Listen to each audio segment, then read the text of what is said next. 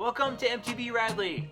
Not sure what you need to buy to go mountain biking? By the end of this video, you'll have a checklist to make that decision easy. For the best mountain bike tips, reviews, and trail rides, subscribe to my channel, tap the bell to be notified when a new video comes out every Thursday. Mountain bikes are rad! You should get one! As an outdoor professional, I've helped thousands of people learn to recreate outdoors, and mountain biking was just one of those activities. Now it's time for me to help you. This is Natalie. She's new to mountain biking and has agreed to let me film her journey as she navigates this new sport.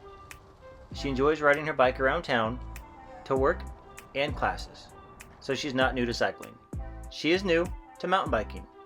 Over the coming weeks, Natalie and I will spend some time together where she'll learn the fundamentals of mountain biking.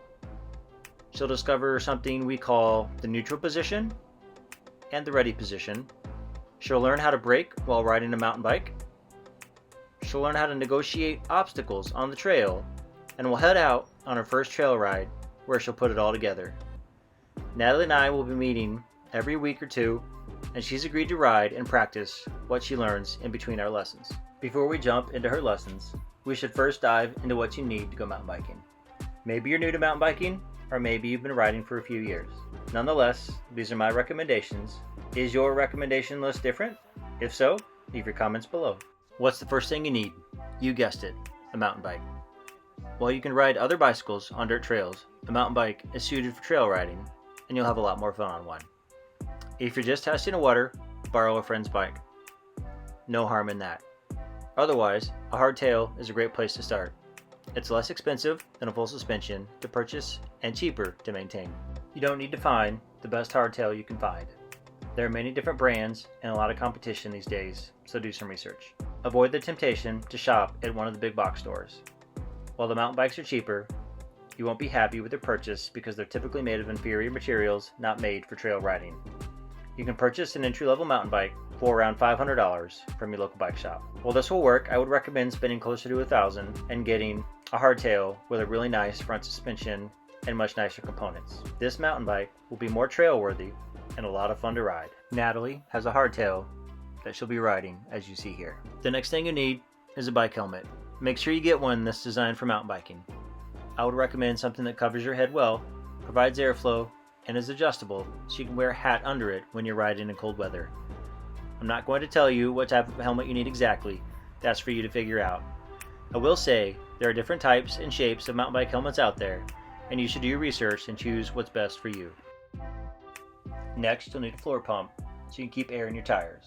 Whatever you get, just make sure it's compatible with the valve on your inner tube or tubeless wheel setup. Again, no need to break the bank on this one. You can just get something for around $30 and that'll work just fine.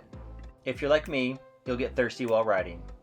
You can get a water bottle with a frame-mounted water bottle cage, or you can carry a small backpack or lumbar pack with a water bottle or water bladder.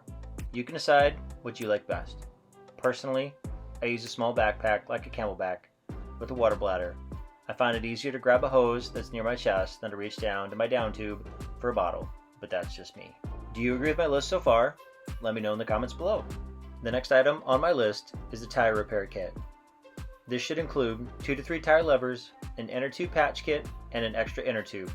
You will get a flat tire at some point and you want to be prepared for it. One important note here, learn how to repair a flat tire before having to do it on the trail.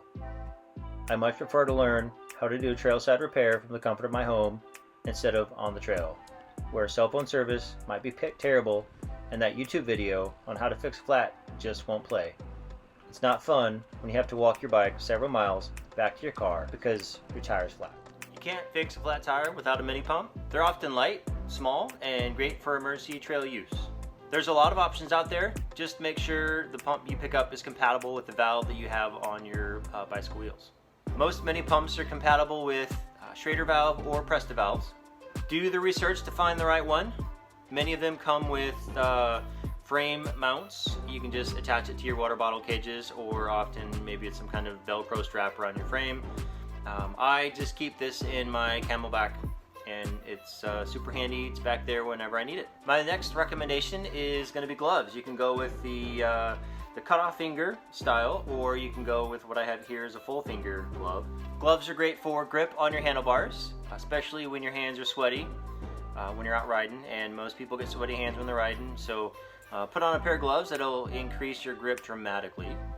They also offer some protection from bushes that you might ride past, leaves, branches, whatnot, as well as trail rash if you were to crash.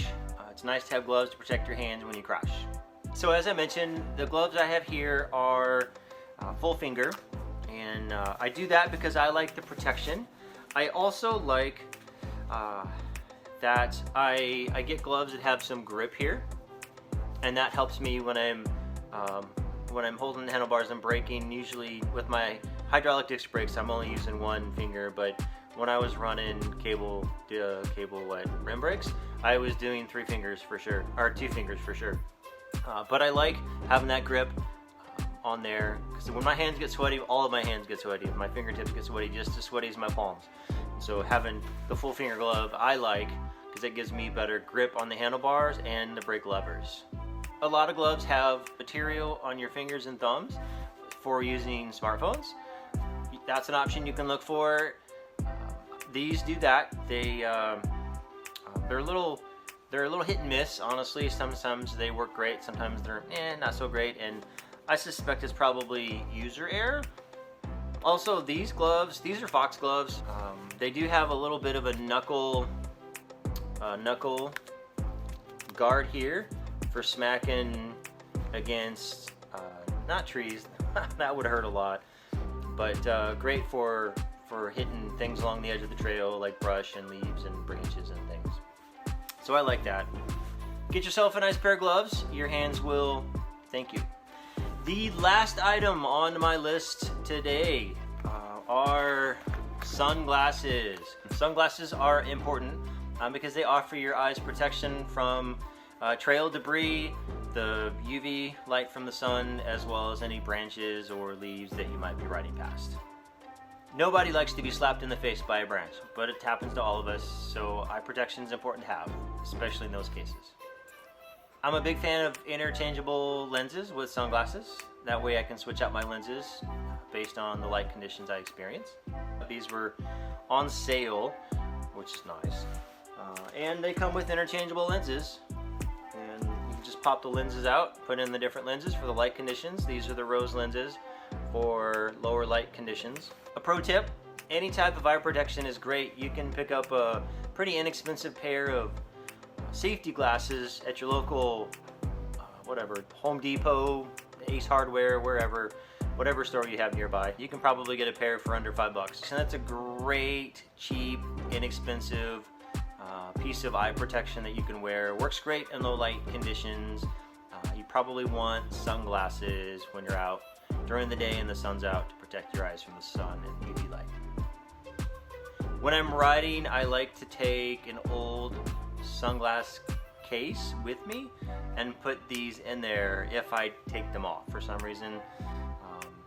These have a low light lens, but not a nighttime lens. So if I get stuck out late and it's getting dark, I might have to take these off. And if I put them in this cute little bag, which is great, and put them in my little camelback, and then I crash, I might crush them. Not excited about that given how much nice sunglasses cost.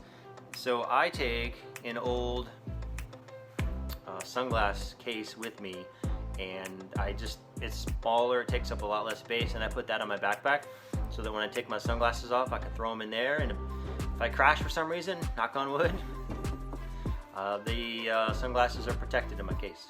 Now that you know what you need to get into mountain biking, I've made a checklist for you to make that process easier. Look for the link to this free checklist in the description below. In addition to what we covered today, there's some bonus material on this checklist. The link for this free checklist with that bonus material is in the description below. Make sure you go down there, click the link, and check it out. Check out these videos where you can learn how to improve your mountain biking skills. If you like this video, please hit the like button, subscribe, and share it with your friends. Tap the bell so you get notifications of my next videos. Until next week, I will see you on the trail.